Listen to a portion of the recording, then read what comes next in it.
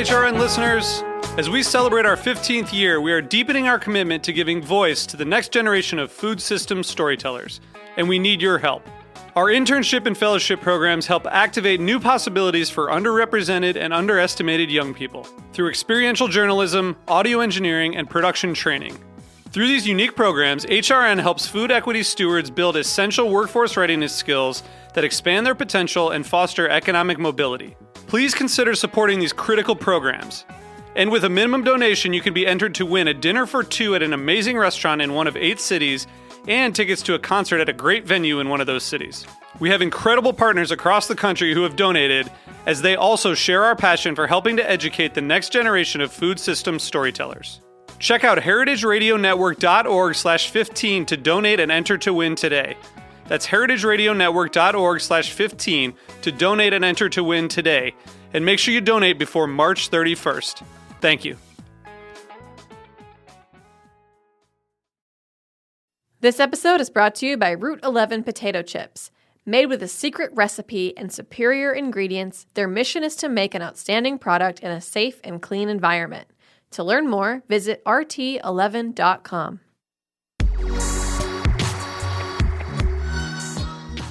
Hey, this is Hannah Forden. I'm the program manager here at Heritage Radio Network.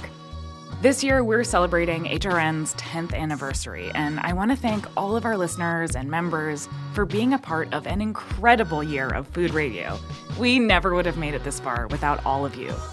So HRN is now in its summer fund drive, and this is when we turn to you and ask that you make a donation to help ensure a bright future for food radio.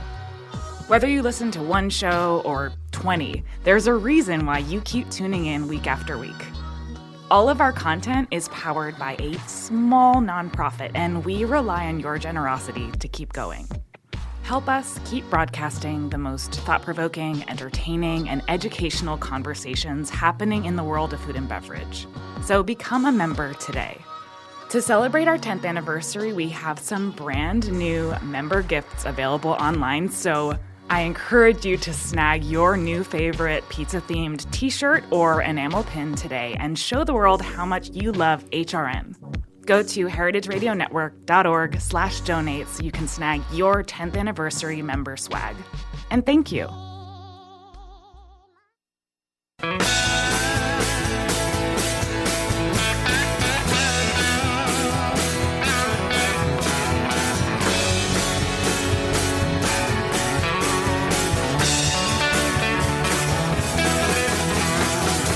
Hey, welcome to Beer Sessions Radio on the Heritage Radio Network. Hey guys, today is July 23rd, 2019. I'm Jimmy Carboni. I'm the host here. Again, it's heritageradionetwork.org. We have a special show. We listen to our listeners, and we appreciate those of you who have been listening for many, many years. We're on our 90th episode, and we've been doing this for 10 years. But Ethan Siegler, who's he's an MBA student out of USC, did a study. So, Ethan, introduce yourself and tell us quickly what you did and why you're interested in being on the show with us. Yeah, so as Jimmy mentioned, I'm from USC Marshall, just graduated, and I was really interested in how consumers are selecting the beers and breweries they choose in the LA area. Great, man. Thank you. And we kind of built the whole show around it. We're talking in general about just kind of like sales data, consumer sales data. And we've got a bunch of industry experts who are kind of working in that field. So one guy I just met first time on the radio, his family's been doing this, analyzing industry data for how long? About 50 years. It's my grandpa actually started what was the first industry trade publication for the beer business in 1970. And my dad runs the company now, and my name's David Steinman. I'm the senior editor for our craft publication, Craft Brew News.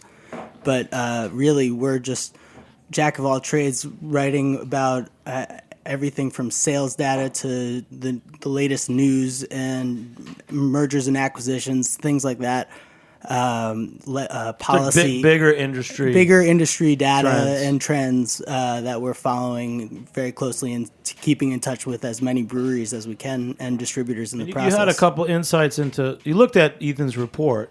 What were some few things that jumped out at you? Well, I mean, it seemed pretty on point, but there's not that much consumer level data that is very concrete. It's a little bit wishy-washy to be honest. There's nothing that you can really ever say is 100%, but it does feel like the consumer doesn't necessarily think the same way that industry thinks, and that was one of the themes of Ethan's report that sort of jumped out at me, where you've got people who don't really know how to differentiate what they're looking for in terms of style when they're trying to buy a beer at a bar, and the way that we're segmenting everything out as an industry or as a bar or a retail store, it feels like they're setting it up as if they knew. Great. And also another guest who's dealing with data often. I think about beer a little more than I'd like to admit, but my name's Gage. I'm from beermenus.com and Nonsequitur Beer Project. And so our beer menus focus is on providing consumers with information about where they can buy the beer that they want, or tracking what's available, as well as business tools to help bars and restaurants sell more of the beer that they're carrying by organizing the information about their beers, including descriptions, styles, and just like nice print menus, online menus, TV menus, so that customers know what they're purchasing. So do you have any consumer data, or you more have data about what's selling at retail level? So I've got a lot of information about what beer drinkers are searching for, what they want to drink. Right now, we're seeing a lot of the sort of either like non-alcoholic or non-beer stuff that's getting into our space. Hard seltzers, things like Natter Days, which I couldn't bring on the show as much as I tried really hard to get it. They wouldn't let him bring it in. They wouldn't. Yeah, it's out there. There's a lot of that, but we see the last time I was on the show, staff at Roberta's drinking it all. The last time I was on the show, I think we had a similar conversation. And, the point that I made first and foremost is that IPA is king, and it's not changing. And I bet Ted, who hasn't been introduced yet, sorry, I'm jumping the gun, but like the search data points to it. And if you did a breakout by style, I imagine you'd find that IPA is key. And because consumers are making decision around style, that was the one thing that we took away as the most important. Overwhelmingly. Yeah. The data's showing that's the factor they're looking at first. Mm-hmm. Yeah, and so it's a lot of IPA. When we look at this list, New York, San Francisco, Chicago, all across the country for what's being searched. Great. Let's get last guest. Okay, I'm Ted Kenny. I own Top Hops Beer Shop on the Lower East Side of New York. And yeah, IPA is definitely king. And everyone gave up on filtering any kind of beer. A couple of years ago, at least here cloudy. on the East Coast. I mean, yeah, the cloudier the better. But Ted, your background is interesting. Like you're industry veteran before you opened Top Hops. Yeah, I've had Top Hops now for 7.5 years, and I finally eclipsed the time that I spent at InBev, at AB InBev. I was there for 5 years, and it seemed like a decade or 7. But it's. But what kind of data do you look for? Is there any data that's available to you that you regularly use? Now as you're a Good Beer Seal, top beer bar retailer. Well, yeah, I mean, we're looking to our customer and asking, having our customer tell us what they want. It's definitely the IPA. It's definitely local. And the thing about the data that's available out there is you can't really get much data on a 2,000 barrel brewery that just opened up. Yeah. And meanwhile, that's what everybody's looking for. So it's trying to keep current on what's going on. It's all local, which when I opened up 7 years ago, it was not all local. We had a lot more people interested in a lot of things from around the country and around the world. It's very much now a local-driven market, and so it's a little hard to get the researchable information on that. Okay, let's go. Keep going, guys. Gage, you kind of took the helm here. Oh no, I'm in charge. Welcome. This is my show now. I mean, certainly He's a natural. So we've spent a lot of time trying to building menus for in-bar and restaurant use that makes sense and help the consumer make a purchase decision. And the information that we're going to include on a menu is description of the beer, if available, which with a 2,000-barrel brewery, it can be hard. Some of these guys don't write descriptions for their own beers. And a lot of times it's Finback, wrong. I'm talking to you. But then it's ABV, style, and location. And just providing that little bit of information for a consumer drives their purchase, they'll spend double the money that they would if they didn't have that information available. ABV, style, and location. So then if it's a local beer, and that's huge. And being able to organize that information is also key. So Ethan. Yeah, it's definitely speaking to that. In my research, it focused a lot in the LA area, and there, it's the story of the brewery that's really making a beer stand out and stick out in people's memory. So if the beer is made by an all-women brewery or someone who supports their local community, it's more than just I liked the beer and forgot about what it was 2 days later. They actually remember some of the details behind it, and then when they're at the store, they see it on the shelf, they're interested, it pops out to them, and that's what's driving a lot of these repeat purchases and really long-term interest, because beautiful packaging could sell the beer the first time. You just have to have something good in the glass. Did you get a sense for how the consumers were learning the stories of the businesses? Is it like I'm going to the brewery and someone is telling me what we're about, or I went to the website to learn that? How are they learning? Yeah, so there's really a couple of methods, but it all starts with the brewer themselves. The brewery needs to be forming these, I call it mindful drinking moments, where instead of just using a thumbs up, thumbs down, do they like it or not assessment, taking the time to teach someone a little bit about the beer or make them slow down and think about what's actually in their glass rather than just it's liquid and alcoholic. And so from the brewer side, there's a whole bunch of these guided tastings as opposed to just a tap takeover, or there's a beer and food pairing. And that all of these are things that make people slow down and actually think about what's in the glass. But then from a consumer standpoint, people love to learn stuff. People like to do things while they drink, whether it's hang out with friends, play trivia, and they're learning from the brewery, they're learning at the bar, whether there's a well-educated bartender, or they're also learning from packaging. As much as these minimalistic, beautiful designed packages can be, they also have no information. So, while the art on it's gorgeous, you have no idea what's actually going to be inside the package. A lot of times you can't even find the name of the beer. David. That was just making me think of this one brand in particular, Firestone Walker's 805 Blonde Ale, that really, when you think about hitting on branding and local, they've got the zip code on the brand, front and center, and it's big, and that brand has grown. Most of its sales are in California. I think 80% of its sales are in California, and it's the 11th largest craft brand sold nationally in scan data in chain stores. That's great. And Ted, so for you as a top retail beer bar place, what are things that jump out for you? Are you looking for products that are moving? How do you know they're moving? Obviously, always looking for products that are moving. I would say that number one is style, but right behind that is brewery. And the ones I was actually doing some buying today just before I came over here.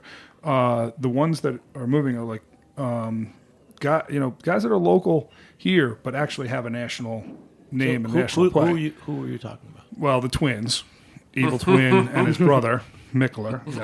Those definitely resonate with people from across the country, and since they both have a presence here in New York now, and Mickle opened the place up in Citi Field, then there are those guys also have really interesting labels, and then beyond that it's. And one of the things that I like about those two is that it's not just all IPA. One of the I was thinking about this while we were talking here. One of the reasons why I got into craft beer and why I opened Top Ops and stock 700 plus different brands of beer, is everybody was drinking lager for, Pilsner lagers forever. And we're like, oh, wait, no, there's all these great other styles of beer out there. Yeah, there was this, I don't know if you saw this, it went around the internet a couple days ago. Someone used the Wayback Machine, which we've talked about here before, to pull the top beers from like 2003. And Rogue Dead Guy, I mean, not only in 2003, but that was a top beer for a long time. And now I couldn't name someone who makes a Maibach, right? Do you even have a Maibach on the shelf right now? You'd have to go and dig yes, around. But that's because we stocked about 50 German beers, so yeah, right. We've got a Einbecker. Yeah, but those can be hard to come by now because you're just getting inundated with IPA. Yeah. Well, I saw in your studies too, Ethan, that you said that dark beer doesn't appeal to people. It seems heavy. So do you feel like that we are skewed towards IPAs and like sours are trendy, so everyone's jumping on that? When I'm more like what Gage is saying. I want a more well-rounded beer list. For everyone that's buying an IPA, there's still someone that to me that's asking for like a malty beer, like an amber lager or something. I also gravitate towards some darker beers. In fact, last weekend I had a delicious brown ale, and it was the first brown ale I think I saw in a month or two, and I'd probably go another month or two before finding another one on the menu. Mm-hmm. So, yeah, I definitely think with consumers, there might be a bit of an education gap in some areas where often, they taste something that's really dark and roasty, and it turns them off from that entire spectrum. And often you mentioned that the study shows that dark beers are perceived as heavy. Guinness is often listed as the heaviest beers consumers can think of, and that's, I don't know, what, 4%? 4.2%. Yeah. It's 40 calories or something. yeah, it almost on the different technical things are it's almost the same as Bud Light. It's the same calories. I think it's less. Yeah, it's within a tenth of percent. I mean, it's right there. Take the corn out, It's corn fed. That makes you fat. David, one more jump in because you got a whole different perspective on this. Industry analyst. What size breweries are you typically following?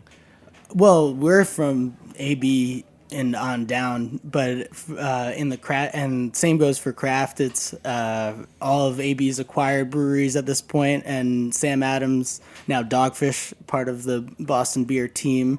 That's more of a recent change, and then on down from the largest craft brewers that are more national, and into some of these all of these local players that have popped up now, 7,500 and counting. Across the country. But for guys like you're in an MBA program like Ethan, and you're studying this data. There's jobs in this. Then obviously, I mean, absolutely. There's at least 2,000 breweries that are in planning currently that have TTB permits but have not opened their brewery yet. And there's been, which is incredible to think of. There's going to be 10,000 breweries in this country, most likely within the next couple of years. The Brewers Association chief economist Bart Watson said back at the Craft Brewers Conference earlier this year, and it just seems like that kind of growth at the local level absolutely will provide jobs. The only thing is it's getting tougher out there. It's not. This has become more difficult of an industry each year that we're looking at the data. It's not as easy to grow as a whole segment. So some of the larger brewers are taking the lumps right now in sales data. Since we're talking large brewers, Ethan, you mentioned the term mobility gap. Let's just talk about getting to a certain level. What is mobility gap? Yeah, so that's the general phenomena where it's really hard, or it's easy to get to a certain size, and it's really hard to get past that. So you see, I think we're talking about 50,000 barrels a year as kind of that sweet spot where they're still growing, but it's really hard to grow past that without taking on a ton of debt or getting acquired, or doing something dramatic, whether it's a merger with another brewery. And David, so you mentioned your father. So your family's been doing this a long time. I only recently met you. You met us after the Jeff Alwell show a few months ago. Sure. So your father spoke at the CBC conference. That's right. Well, it just made me think. I had never heard the term mobility gap before, but that fit right in with So at CBC on the panel was Natalie Salerzo at Russian River, and she just and her and Vinny and Russian River just invested a whole bunch of money into an expansion out there in Northern California for a beautiful new brewery. In a time when it's really difficult to be justifying those kinds of expansions. A lot of there's been more and more stories of brewers falling into traps of going into debt and, getting trapped by that debt, maybe having to file for bankruptcy, something like that if the growth stops. But Natalie talked to everybody that she knew, basically. She said, interviewing them on what their happiest moment of their business was in terms of volume. What was the cap on that? And they exclusively pretty much came to about a 50,000 barrel marker before they had to really start thinking a little bit more about investing in that growth and going into debt maybe, or doing a deal. It's very interesting. So going back to like measuring, local data, Gage, you guys have data on beers in different cities. Mm-hmm. First, tell us what you brought, because I know you brought a couple of beers, and what's selling. This is interesting for us. What is actually sell, or people are searching for on beermenus.com? So because we rank really well in search engines, we end up pulling in people, who are looking for places like Top Hops, but also people who are this sort of uneducated consumer who sees something on social media or gets hit with an ad or whatever and wants to know where to find it. So we'll find a lot of things. Heineken 0.0. Someone's looking for a beer, and then Beer Menus pops up. Right. They simply don't know where to go. They go to Google. That's everybody's beer finder, right? If they don't know about us. So they'll run that search. We typically, 99 times out of 100 are going to be the top result. So we're getting, there's a lot of people searching for Heineken 0.0, which is brand new. We've got the White Claws, which are performing really well. Don't want to hear about that. Some of this stuff is scary, man. I mean, the growth rate is insane for that stuff. But what's also really interesting is that we continue to see heavy hitters like Heady Topper and Pliny the Elder sit at the top of the search and follow lists for months and years at a time. I mean, I don't think they've ever left. I think those beers, Chicago UC, Zombie Dust, there's still growth in, because the people like us who know things about craft beer, we all know Heady Topper can't really get it, right? It'll show up every now and then, get it when I can. Pliny the Elder's sort of the same way on the West Coast. But there's new people getting into the space all of the time who are like, well, that's the big beer. That's the one I have to have. And they're just going to Google, where can I get it? And they'll call me. Consumers will call our website and say, yeah, can I get Zombie Dust? I'm in Ohio. And I'm like, I don't know, man. Maybe, probably not. People call me from North Carolina for Heady Topper. I can't help you, But yeah, there's yes. Yeah, I don't know how many times I've had people walk into Top Hops and they're like, okay, they've got the top 50 from whatever website. Continues to happen. And it's like, okay, this beer was brewed 5 years ago and hasn't been brewed since then. Yep. You're not going to want it. This beer is not available, only available. Trillium. Go to Massachusetts. Yeah, go stand online. You get all that. It's I'm like, okay, Speedway Stout. I got that. Right. Can do that one. Well, we didn't talk about the beers we brought. So I brought. Am I the only one who brought beer? You guys, you degenerates, huh? Nothing. All right. Well, now you're all beholden to me. Beermenus.com, man. And he owns a book. Come on. He only has 700 different beers. I will take this opportunity to plug my fine friends who donated beer for a Planned Parenthood charity event, actually. So I brought Industrial Arts Tools of the Trade, which is their extra pale ale, and we've also got yet to be opened a Finback sour IPA.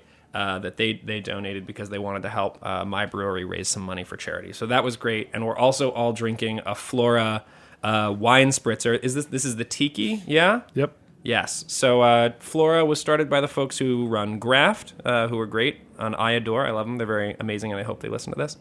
Craft cider. And so now they've got this wine spritzer new project, which is beautiful packaging and marketed to the same audience of people who are mindful of well-being and health in their drinks. So what about all these new canned beverages, David?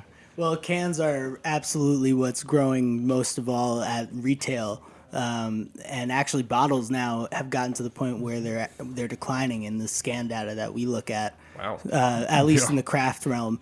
Ted, you want to pop that fin back? Yeah, it's cans all the time. Everyone's got everything from the 12-ounce 6-packs, 12-packs to and even 15-packs to the 16-ounce. What about these other 19.2s? These other products, because I'm saying this is like a sure. wine spritzer in a can. Yeah, those are starting to pop up more and more for sure. And the cider companies are trying to get into it. Some of the Anheuser-Busch InBev has, like a ton of new different products similar to that they're testing out in small doses, market by market, and it just goes on down. There's local companies doing it as well. But it makes me think about that. I think sometimes I have the conversation. We're in the craft beer niche, and I feel that there's a huge beverage market that's bigger than all beer. Like beer, there's always going to be beer sales, and there's always going to be drink sales. But I feel that the real growth in everything is just this larger beverage category. Just real quick, most of the fastest growing micro trends in beer right now or the broader definition of beer are from non-alc beverages right now. Seltzer is a fast-growing thing that's happening in non-alc world, and now they've dipped over into the fastest-growing category in quote-unquote beer world, and it just you got hard kombuchas have started to show up more and more. There's more and more looking outside of the box. There's certainly a lot of people looking to wellness. Their alcohol consumption to be better for them, ignoring that it's poison or whatever. But I think I talk about this a lot at work. I think this is probably something. This is sort of what you're getting to, is that we think about craft beer as a certain level of consumer who knows more or less what they want, right? Who cares about IP, who cares about local, but there is a bigger category of this casual drinker who doesn't really and maybe never will cross that line. I mean, we hope they do, right? That's better for us than hard seltzer than hard for if they stick in hard seltzer. But one of the data points that I found really interesting was that the consumer is more likely to pick something new, to try something they haven't had, if it's at a brewery or at a bar than at a grocery store, which speaks to the fact that they're uneducated to some degree. They don't know as much as they could, so they're going to stick with something that they know rather than being somewhere where they can learn and then try new things and probably typically grow. I mean, we've experienced growth, therefore those folks are growing into beer drinkers or have over time, And Ethan, I know you studied that particularly. Yeah, so there's a real simple reason that I found in my qualitative research for why folks explore at a bar or a brewery, which is almost all of them will give you a sample. So if you want to try it, you try it. If you don't like it, it's zero risk. And even though folks are less likely to explore at a liquor store, bottle shop, supermarket, whatever it is, there's still, I don't have the exact number, I could pull it up, but I think it's like 70% of consumers will try something new at a store. So, even there, they're still willing to try new stuff. That's great. Guys, we're going to take a short break. We'll be back in a minute on Beer Sessions Radio. All right.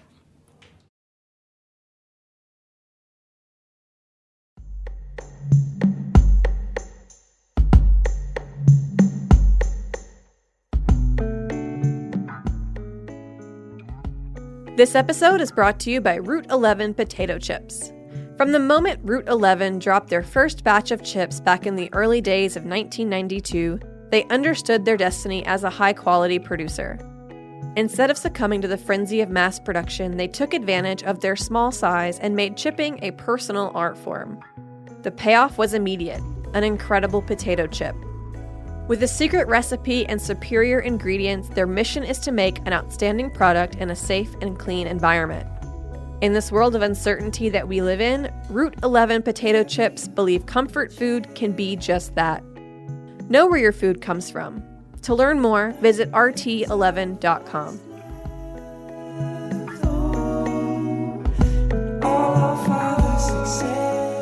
Hey, welcome back to Beer Sessions Radio on the Heritage Radio Network. Hey, we're talking about data, sales data, beer consumer data. Ethan, what is your study, man? Ethan Siegler from recent MBA grad did a nice study about beer data. Yeah, so I was looking at the whole consumer journey, whether it's from thinking about, geez, maybe I need something in the fridge to drink, to actually buying it and putting in your glass and having it with friends, and definitely looking from a small brewer perspective. How can you use that journey to make sure you get sales? How can you build your presence, and how can you make sure you make people happy? That's why everyone brews in the first place, is to make a great beer that people will enjoy.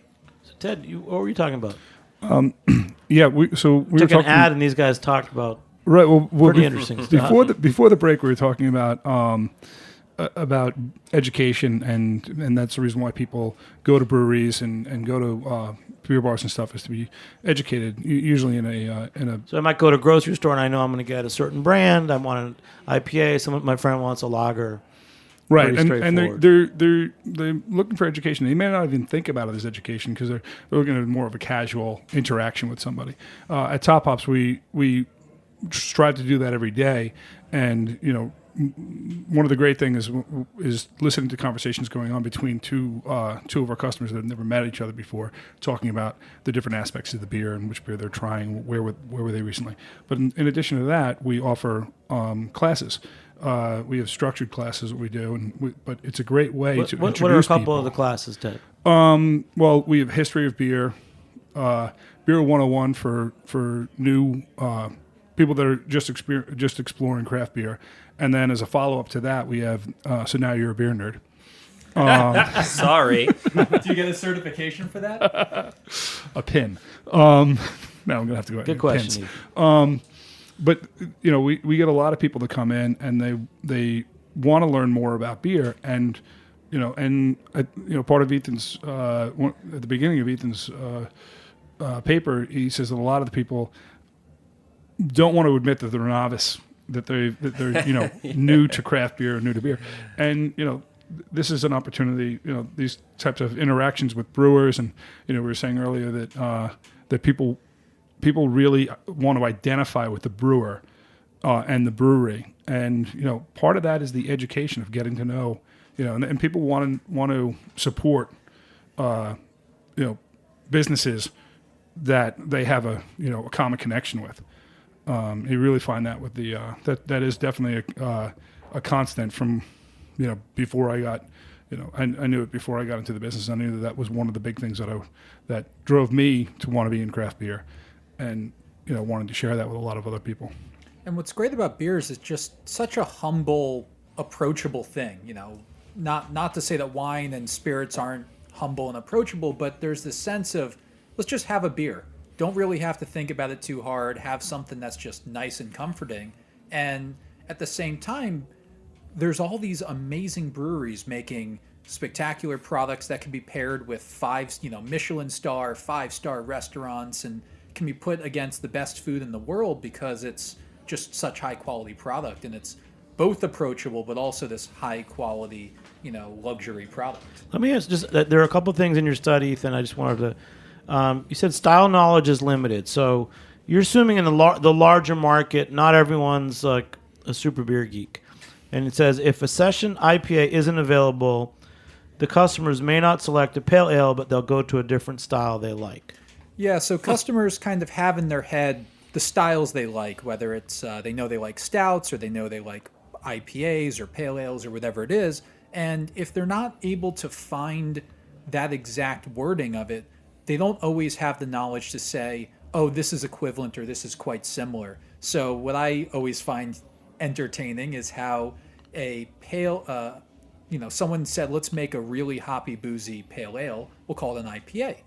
And then people decided that it's a bit too boozy, a bit too hoppy, so they'll scale it back a little bit and call it a session IPA. And if folks aren't able to find that session IPA, they might not know to start looking for a pale ale as something maybe comparable. They might go, to a red or to a Belgian style that's just completely different. It's funny that you mentioned that, because breweries are fracturing existing styles into new styles, or trying to invent something new. For a minute we had the Brute IPA, and There was very little Is agreement. that gone already, Ted? It's pretty much gone, right?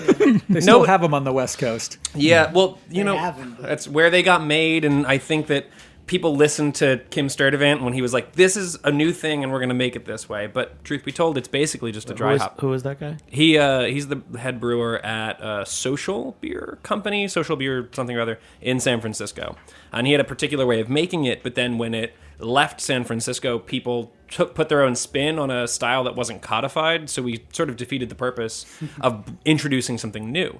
And now, in the West Coast, I don't know if it's local to San Francisco specifically, there's the New Zealand style Pilsner. I don't know if you guys have heard about this, which is incredible to me because it is just a New Zealand dry hopped Pilsner, which is a Pilsner. An American Pilsner, if you will, which is how we've been making them, or an Italian Pilsner that's a new thing, and that's just a German style Pilsner with noble dry hopping, which is just a hair different than the way that the historical style was identified. So now, I mean, luckily those some of them have the terms that allow the consumer to go, okay, so I like a Pilsner, maybe I'll like an NZ style Pilsner. But if we don't, we're introducing these pastry sours, these candy beers that a lot of breweries are doing. Can the consumer make that jump? Do they understand that? Or are we just making it harder, especially when you consider the reverse? If you really get into this weird sub-style, like a Brut IPA or a pastry sour, and then you don't know where to go after that, and that's a flash in the pan, are you stuck in this weird place where you just don't, you run out of beer you like because you were uneducated, and then you feel like an idiot? What I imagine is going to happen. I mean, there's this constant debate within industry of the paradox of choice, right? When you have too much, it's harder to actually make your decision for what you want or what you're going to purchase.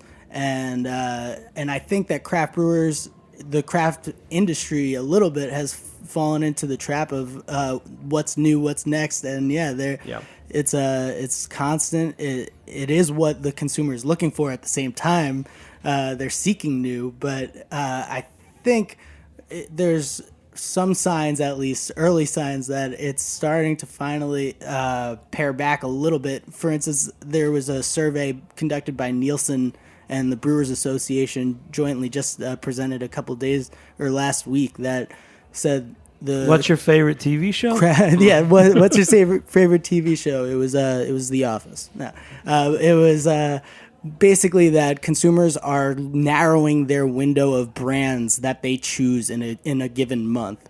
And this is new. That hadn't been happening. I don't necessarily see it in my own purchase habits.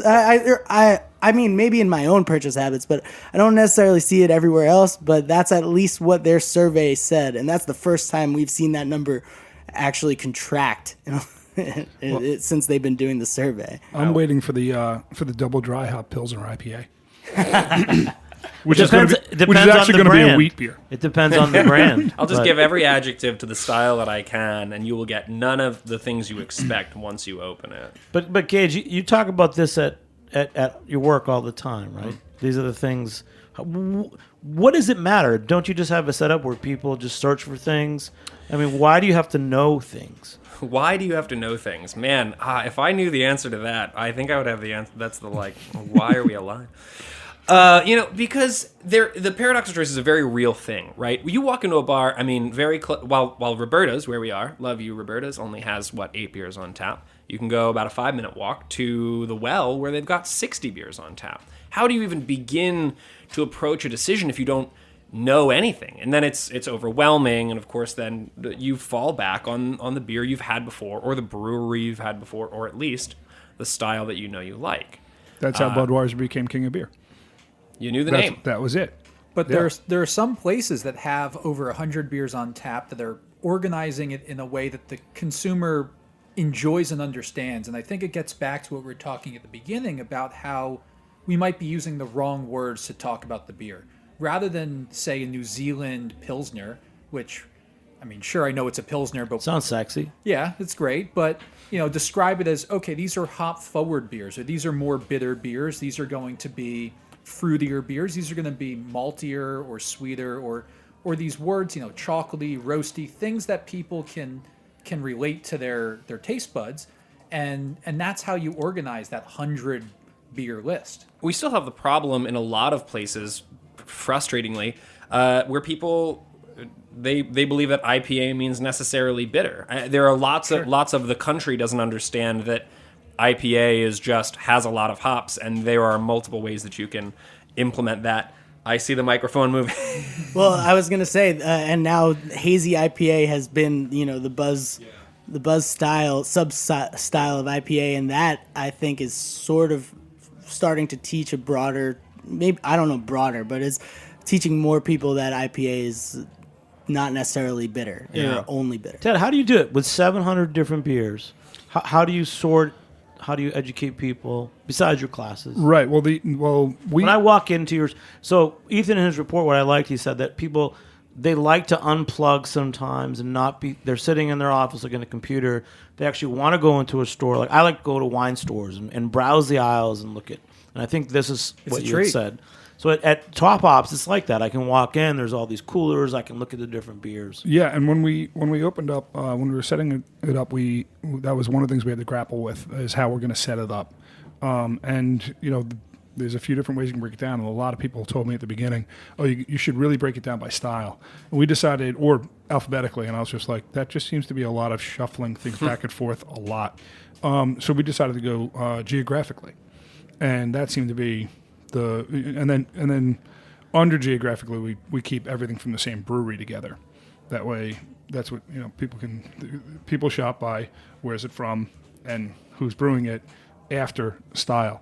But and I'm really glad we did that because now it would be we have 16 refrigerators. It'd be 14 IPA refrigerators and 2 of everything else. So geographically, and that is starting to get a little difficult too, because you've got breweries that open in multiple locations, and where's it brewed? So we decided no, it's where the beer was. It was where the brewery originally was from. Okay, and for you guys, so we've got LA beer menus, city versus city. What are some differences? So we've got New York. You track other major cities too, like Chicago. Sure. Are there differences in what's being searched for in those other cities compared to New York? I think generally speaking, the searching for IPA, as well as what's popular on social media and in advertisements, is pretty key. But outside of I don't mean for this to get political, but outside of the coast, in Middle America, not Chicago, not the biggest cities, there is a lot more want for diversity. Lagers, more classical beers, a diversity of styles. That stuff still has play in places that are not the big cities and the coasts. That said, you're saying that not in the big cities, that there's people have more wide range of interests? Yeah, because I mean, you could easily say that it's because those beer markets are not as developed as New York, Boston, LA, San Francisco. And I had another point and I've lost it. Well, that's interesting because it's like it's that the people from outside of the major metropolitan areas are interested in a wider range of things, and the people that are in the very high densely populated areas. But it's almost like, consider it where we were when you opened, right? Yeah. There was variety made sense, and there was a period in the middle before we just said IPA is it, where people drank around and tried different things. And I would say that those, not the major cities, smaller cities in the middle of America are where we were. But that's not to say that there aren't breweries out there who are trying to play the hits too and make cool IPAs, because they will go to CBC and they see what's happening and they are on social media. So they're trying, but it's, you can get people to wait in line for IPA in Massachusetts. You can't really get people to wait in line for IPA in Nebraska. I don't wait in line. Ethan, back to your study. You were mentioning that some things play in LA that they wouldn't translate to New York City. What is that, a localness? Yeah, I was really curious to know in your data if you're seeing places. So I was lucky enough to grow up in South Florida, where our version of winter was just really nice weather, maybe 70 degrees. And Rub it in. Yeah. I went to school in Rochester, so I paid my my dues. That's right. But I'm just curious to know, in some of those areas, you would imagine that summer beers, or what we would think of summer beers in places that have winter, are going to be popular all year round. And there might be some of these bigger warming styles that aren't so popular, throughout the year. So I'm curious to see what you see there. It's funny. I think that over the last couple of years, I have certainly seen, Ted, this is also, I'd like you to back me up on this, seen a shift away from explicitly referring to beers by their seasonality. Not only are fewer breweries doing seasonals in the way that we used to, but also Crappy seasonal. but I don't see a whole lot of summer beers anymore. I mean, I think Five Bros did one for their first summer. I don't know if they brought it back actually, but like Brooklyn has their summer ale, and I don't think of a whole lot of other breweries who are making a summer ale, especially not small to mid-sized breweries. The same for winter. Although you start making stouts and stuff, and that is a winter beer, it just doesn't get the identification. But I mean, that's just making lighter beers, more pilsners, more wheat beers, more lower alcohol beers, easy drinking. And as we shift towards cans, of course, more beers are beach beers, more beers are walking around beers in places where that's legal. Yeah, well, one of the thoughts behind that, seasonal, the catch-all seasonal brands are declining in all of the data that we look at, but seasonal has been replaced by just vast amount of selection. Yeah, you have everything, you have every style that you could possibly imagine available at pretty much any given time. David, just from thousands and thousands. Tell me of the breweries. numbers that you're talking about, because you're tracking the whole industry. So seasonal. So how do you see a shift? How many millions of items that have to change? Okay, that's a good question. I'd have to think about how many items have, are tracked and have changed over, and also some of the data I'm thinking of right now is retail, which definitely doesn't capture the 2,000 barrel brewery that's selling everything out of its own backyard. But that being said, there's more and more brands and SKUs available at the retail level, even that is tracked, and the thought is that you've got so many thousands of brands or SKUs, you don't need necessarily a catch-all seasonal, and on top of that, the biggest seasonals like a Sam Summer and stuff like that have for many years been in decline because of that. And then David, who actually, it's a subscription base, people pay for this data. Yeah. Who's getting your data, and what does it make them Thankfully, do? yeah. It's really from it started out in the earliest point from all of the distributors were some of our earliest customers across the country, and then from there it sort of built, and at this point it's the largest brewers from Anheuser-Busch, InBev on down to some of the larger craft brewers. And whoever has, the more and more people that are willing to come on and check out our stuff, we welcome them. But it probably does it doesn't get too low on the craft volume level. We are, information is expensive. We don't have sometimes. Somebody entering the data. Exactly. Nobody knows. We've got the data, but we've got to price it out accordingly. But that being said, we're also always open to talking and sharing with one anybody. thing I like about the show is that just seeing how big this industry is, and it does take me back again, the beverage sector is huge and enormous, and we like being in it. But Ted, you're at the ground. They're on the ground floor. So do you need to know all this information? Or are you the one that we should be asking what sells? We don't know. We don't know what's going to sell until after it sells. But more importantly, we don't know what's not going to sell until after it doesn't sell. You remember those days. I would say my theory on what killed the seasonal beer was pumpkin. There was that. Everybody and was it's dead, and we're happy about it. They would start selling. The reps would start showing up selling pumpkin beer in July. Yep. And it was like, are you absolutely? You're gonna I'm like, get out of my place. Do not come back. And does pumpkin have to mean pumpkin pie spice? Right. And what? And so everybody made a pumpkin beer that about 4 years ago.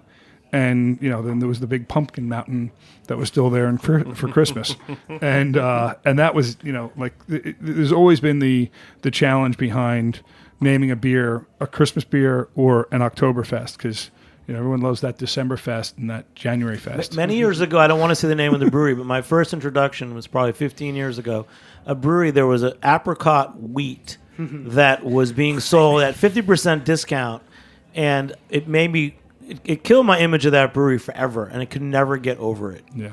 So I guess don't discount your beers that don't sell, right? Dump them on the market. Give it up. They say the two ways to kill your beer is raise your price or lower your price. Yeah. It's funny that with pumpkin beers, it almost feels like the prerequisite to the sort of pastry, sweet everything, the hazy IPA, is that we wanted. There was a large desire for beer that didn't taste like we classically understood beer to taste like, and that was much more palatable to a wider audience. That's irrelevant of age or gender, but more about just the fact that you want something that's easier to drink, and a lot of beer is an acquired taste. I mean, I don't love a classic West Coast double IPA anymore. It's hard to drink. And some New England triple IPAs still carry a fair amount of bitterness, and that's not pleasant anymore. We taught ourselves to be there. All of us did for many, many years. But that as we've generally shifted away from it in the market, you see fewer of them. Now, I can't drink them. I know a lot of people who can't drink, like a Pliny the Elder does not drink like it used to. Not that it's not great, but it's a little tough. No, it's a good point. Ethan, we're going to wrap up soon, but are there any other points from your study that we did not cover that this group might want to address? Yeah, I think the biggest thing for the small craft beer owner out there is that, all of this data is certainly great to have, especially at a professional basis, but really it just comes down to knowing who your customers are. And that could be as simple as being at your brewery, chatting with your customers and having an interaction. And it could be as formal as actually doing surveys and sitting down with your top customers and folks you hope to be your top customers. So, it doesn't have to be that intimidating. This is all just another way of getting to know who the people are that are buying from you. And who do you call when you need to know what beer to get? So you're going to you have a special occasion event where you want to bring. You broke this down really well. So tell me more about it. Yeah, there's all these different occasions, and I don't want to sound like I know everything, but you do. So come on. Well, so I'm the person people call when they need to get some beer advice, but I'm part of the Mickler Running Club out in LA, and if I thought I knew stuff about beer, there's folks there who've been doing this way longer than I have. Okay, so I'm in LA. We just went on a run. Where are you guys going to end up, and what should I be drinking? So we're at Mickler, and I'm not sure if it's allowed or not, so maybe cut this later. But people this is live. People bring from their own cellars and personal stock. They bring beers, but there's some great bottle shops in LA that have well curated selections. They have people who are going to guide you through it. So just tell me one that you like. Yeah, Buzz Bottle Shop in LA is pretty fantastic. And what part of LA? That's downtown. Downtown LA. What would you get? What's a LA beer Current that I favorite. should get? Oh, I love Belgian. I'm so bad at favorites. Let's see. So I really like stuff out of Dry River. They're all their beer touches oak, so they're all naturally sour, and they're great. I think their youngest beer is usually 3-4 months old, so these are complex and sour, not just a cheap kettle sour. And David, any data on LA or California? LA, I just think of some of the largest brands, but I mentioned Firestone 805 before. That is literally one of the largest beer brands, period, sold in Los Angeles. At this point, that's Firestone Walker again. But we've seen some of the newer breweries pop up, Three Weavers is one that comes to mind that has gotten a little bigger, joined the Canarchy platform with Oscar Blues, Cigar City, companies like that. The LA is definitely coming along. Everywhere is coming along with local beer. Ted, do you get any LA beers? Any interest in LA beers? Here in New York. I mean, the only LA beer I can think of that we get in is from the AB world, Golden Road. We do get Three Weavers at this point, right? or at least there was for a little bit.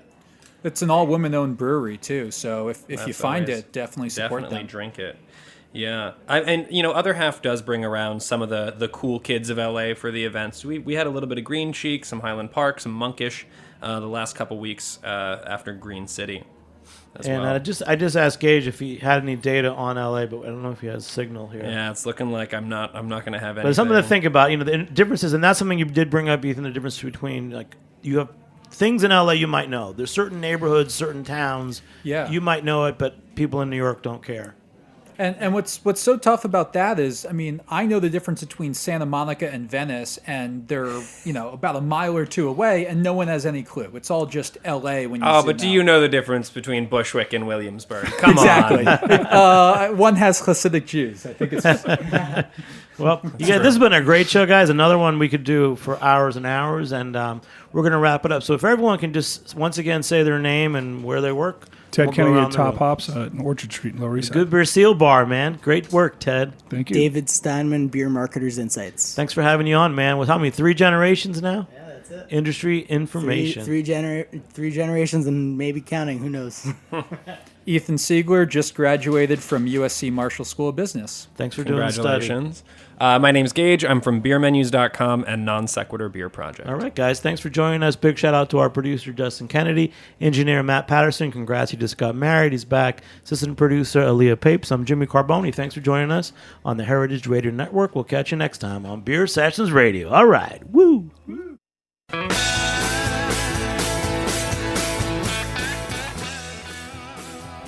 Thanks for listening to Heritage Radio Network, food radio supported by you. For our freshest content and to hear about exclusive events, subscribe to our newsletter. Enter your email at the bottom of our website, heritageradionetwork.org. Connect with us on Facebook, Instagram, and Twitter at heritage_radio. Heritage Radio Network is a nonprofit organization driving conversations to make the world a better, fairer, more delicious place. And we couldn't do it without support from listeners like you. Want to be a part of the food world's most innovative community?